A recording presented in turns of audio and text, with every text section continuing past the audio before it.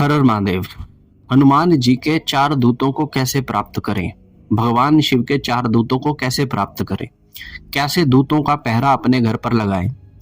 Video बनाने से पहले मैं YouTube पर यही चीज सर्च कर कर आया हूं और मुझे दूत प्राप्ति की कम, गुंडा प्राप्ति की ज्यादा अधिकतर ऐसे वीडियो लग रही हैं।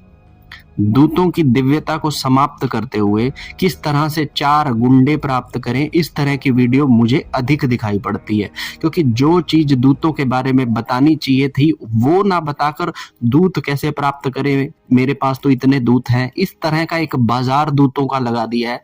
जिसे दूतों के बारे में दै का भी नहीं पता, वह व्यक्ति भी ऐसी वीडियो देखकर भ्रमित हो जाएगा और दूत प्राप्ति की साधनाएं करने लग जाएगा।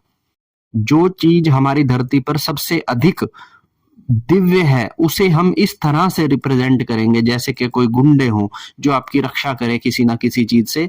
तो इस तरह की भ्रमित जानकारी किसी भी साधक के लिए, किसी भी व्यक्ति के लिए बहुत अधिक खतरनाक है। आपको पता होना चाहिए कि जब बात देवता के दूतों की जाती है तो देवता के ही समान दिव्यता देवता के दूतों के अंदर होती है, लेकिन जिस तरह से रिप्रेजेंट किया गया है दूतों को कि दूत ऐसा काम कर दे, दूत वैसा काम कर दे, बिल्कुल मिस इंफॉर्मेशन इंटरनेट के ऊपर डाली गई है। ठीक है ना?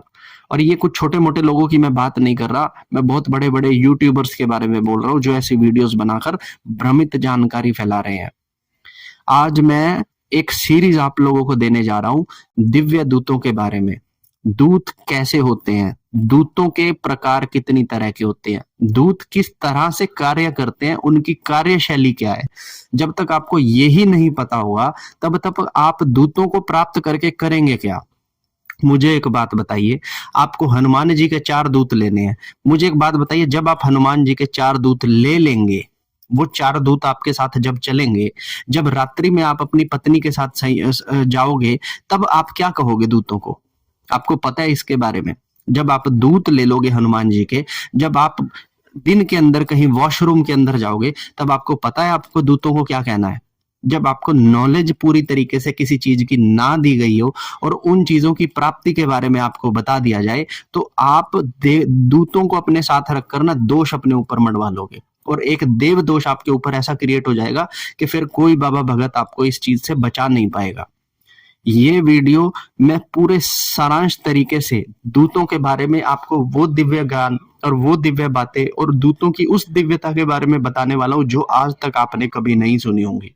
सबसे पहले मैं आपको एक चीज बता दूं कि अगर आप इस चैनल पर नए हैं तो मेरे चैनल को आप सब्सक्राइब कीजिएगा, वीडियो को लाइक कीजिएगा और अपने साधक मित्र व अन्य दूसरे मित्रों के साथ इसे जरूर शेयर कीजिएगा जो भ्रमित दूतों के बारे में जो बातें की गई हैं, जो भ्रम अपने अंदर लेकर बैठे हैं। क्योंकि आप चाहे नॉर्मल पूजा करें, चाहे कैसे भी दिव्य पूजा करें, अगर आपको दूतों का पता ही नहीं होगा कि दूत क्या होते हैं, किस तरह काम करते हैं, उनकी कार्यशैली क्या है, वो किस तरह से आपके कहने पर चलते हैं नहीं चलते, तब तक आप कुछ नहीं कर सकते।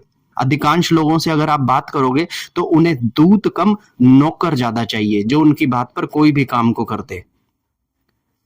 ठीक है ना? तो इस वीडियो के अंदर मैं आपको दूत बताने वाला हूं। सबसे पहले आपको मैं बता देता हूं कि दूत भगवान स्वयं आकर धरती पर काम नहीं करते। ठीक है ना? भगवान किसकी बात कर रहा हूं मैं कर रहा हूं त्रिदेवों की और मां आदि शक्ति की। ठीक है? ये खुद आकर काम नहीं करते, ये अन्य देवी देवताओं को नियुक्त कर कर अन्य सभी इस सृष्टि के कामों को चलाते हैं जिन्हें हम देवता कहते हैं, जैसे सूर्य देव, शनि देव, वायु देव, चंद्र देव, ये जितने भी देवता हैं या फिर अन्य कई और भी श्रेणियों में देवी देवता हैं जो कि इस धरती पे अपना अलग अलग कार्य को पूर्ण कर रहे हैं। इन समस्त देवी देवताओं के पास होते हैं किसी भी कार्य को करने के लिए देवदूत।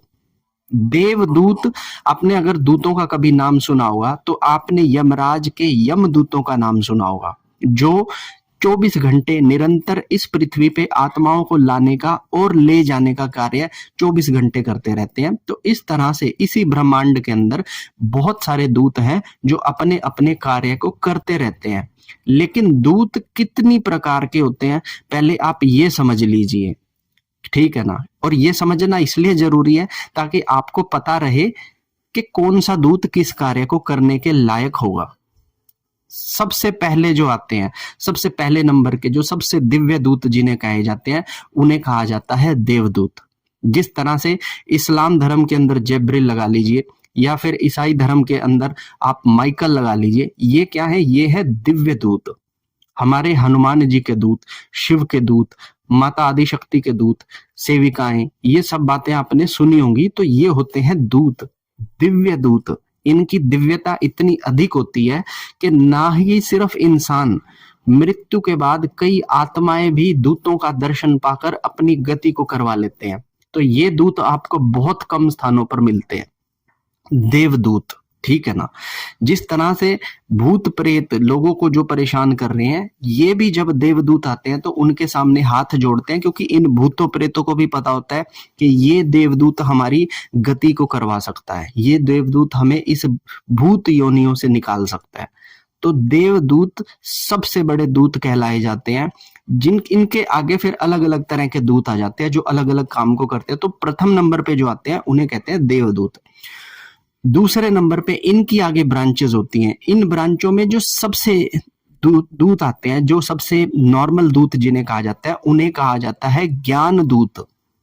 ज्ञान दूत वो दूत होते हैं जो एक इंफॉर्मेशन को पास करने का काम करते हैं। ज्ञान दूत वो दूत होते हैं जो इस ब्रह्मांड के अंदर प्रचार और प्रसार की भावनाओं और ज्ञान को एक व्यक्ति से दूसरे व्यक्ति में ट्रांसफर करते हैं।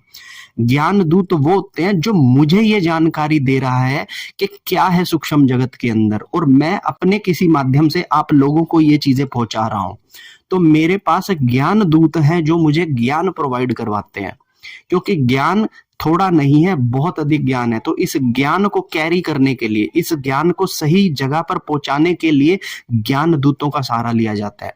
आज किसी व्यक्ति के जीवन में एक समय पर जब वो नास्तिक था, पूजाएं नहीं करता था, लेकिन फिर उसके मन में भाव आने लगते हैं पूजा पाठ करने के, और वो भाव एक समय पर इतने प्रबल हो जाते हैं कि वो व्यक्ति 5-6 सालों के अंदर एक बड़ा साधक बन जाता है। तो उसके पीछे सबसे बड़ा हाथ होता है ज्ञान दूतों का। आप देखिएगा बहुत सारे लोग पूजा पाठ कर रहे हैं, लेकिन सब गुरु को ढूंढते रहते हैं, लेकिन ज्ञान दूत ही सबसे बड़े गुरु हैं। ज्ञान दूत जिस व्यक्ति के पास आ जाए वो खुद में एक बड़ा गुरु बन जाता है। ठीक है ना? तो इन्हें कहा जाता है ज्ञान दूत। दूसरी तरह के जो दूत होते हैं इन्हें कहा जाता है शक्ति दूत।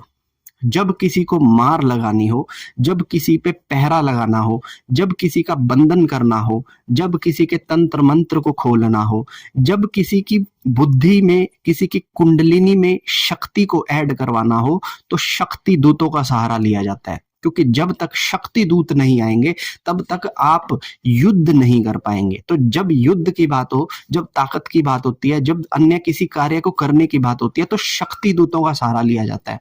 अब बहुत सारे लोगों को ऐसा लगता है कि हम जब भी भगवान के पास जाएं हमें दूत दे दे, लेकिन किस तरह के दूत दे इसके बारे में उसे पता ही नहीं है।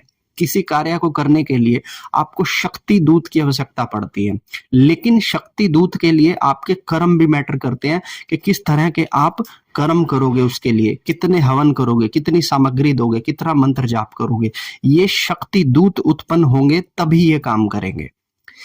तीसरी तरह के जो दूत होते हैं जिन्हें कर्म दूत कहा जाता है। कर्म दूत से अगर आपका मैं विचार करूं तो आपने मंत्र दूतों के बारे में सुना होगा।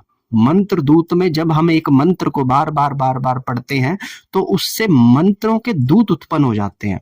तो इन समस्त मंत्र दूतों को कर्म दूत भी कहा जाता है, क्योंकि ये आपके कर्मों से उत्पन्न होते हैं और आपके कर्मों से ये नष्ट भी हो जाते हैं। जब कोई व्यक्ति किसी मंत्र को साध लेता है, मंत्र उसका सिद्ध हो जाता है, तो उसके पास उस मंत्र दूतों की संख्या बढ़ने लगती है। जब वो किसी का कार्य करने के लिए जाता है तो मंत्र दूत उस कार्य को जाकर पूरा करते हैं। तो ये कर्म दूतों की श्रेणी में आते हैं। अन्य कई कर्म करके भी आप कर्म दूतों को प्राप्त करते हो।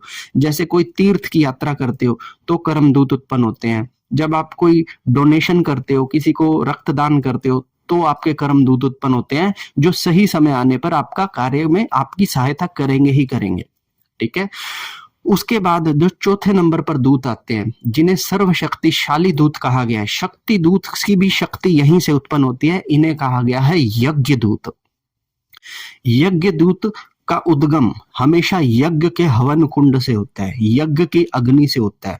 ये पूजा करने से आपके पास नहीं आएंगे, लेकिन एक जब पर्टिकुलर अमाउंट ऑफ यज्ञ, एक पर्टिकुलर अमाउंट ऑफ आहुतियां, एक पर्टिकुलर अमाउंट ऑफ हवन जब आप करोगे तो इन यज्ञ दूतों की प्राप्ति होती है। यज्ञ दूतों का काम होता है कि जिस संकल्प से आप उन्हें उत्पन्न कर रहे हो, वो संकल्प वो पूरा करने के लिए उत्पन्न होते हैं और उसके बाद वापस अपनी देव शक्ति के अंदर निहित हो जाते हैं।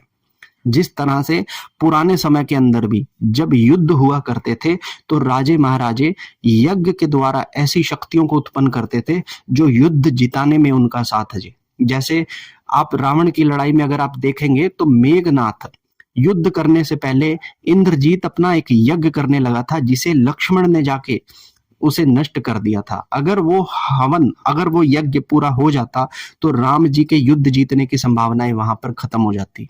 ठीक है ना। तो इन्हें कहते हैं यज्ञ दूत, और ये यज्ञ दूत ही यज्ञ के संकल्प को पूरा करने के काम करते हैं। तो मैंने आपको 4 तरह के दूतों के नाम बताए। अन्य देवताओं के कई अन्य तरह के भी दूत हैं, जिसके बारे में मैं आने वाली अगली वीडियोस में आप लोगों को बताऊंगा।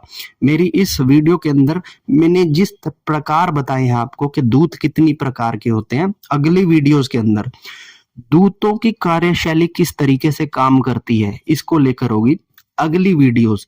दूत किस तरह से प्राप्त किए जाते हैं इसको लेकर होगी, और उससे अगली वीडियोस कि दूतों से काम कैसे लिया जाता है इसको लेकर होगी।